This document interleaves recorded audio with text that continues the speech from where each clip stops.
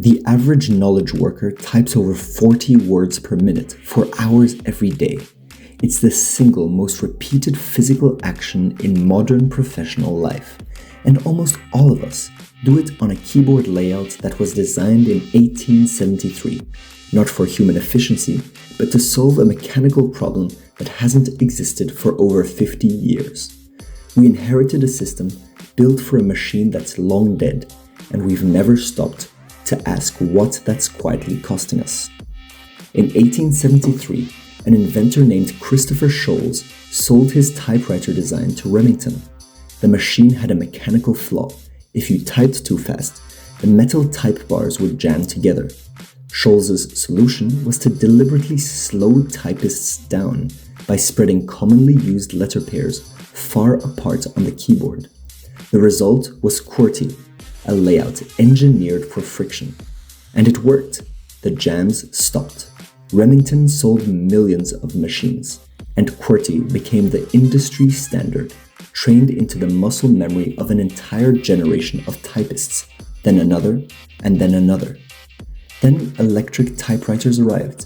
The jam problem disappeared entirely. Then computers arrived. There was no mechanical constraint left whatsoever. And yet, we kept QWERTY, not because it was optimal, but simply because it was already there. This is one of the most well-documented cases of what economists call path dependency, when a system outlives the problem it was built to solve, and we follow the path anyway, because changing feels harder than continuing. Alternative layouts like Dvorak, designed in 1936 specifically for human efficiency, place the most common letters directly on the home row, under your strongest fingers. Studies suggest that on QWERTY, fingers travel anywhere from 10 to 20 miles per day of typing. On Dvorak, that drops dramatically. Colmac, a more modern alternative, keeps most QWERTY shortcuts intact while optimizing letter placement for significantly less lateral finger movement. Every time you mistype, backspace, correct, and retype, your brain registers a small interruption. Cognitive scientists call this error recovery, and it isn't free.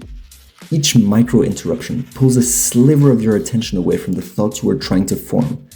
Multiply that across thousands of keystrokes a day, and you have a constant low-level friction between your mind and the page. And research in human-computer interaction consistently shows that typing fluency is directly tied to what psychologists call flow state, that condition of frictionless, absorbed focus, where anxiety drops and output quality rises. QWERTY's inefficiency creates a subtle but persistent barrier to that state. Now layer on top of that the broader context of modern work. The volume of communication we're expected to produce daily has exploded. Emails, Slack messages, documents, reports. The keyboard isn't just a tool anymore. It's the primary interface between your mind and your professional existence.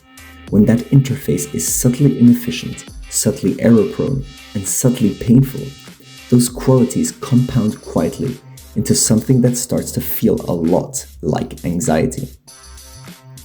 The typewriter keyboard is a perfect metaphor for a much wider problem. Modern life is full of QWERTY-style systems, interfaces, workflows, and social structures that were built for a different era that no longer serve their original purpose and that we've stopped questioning simply because they're familiar.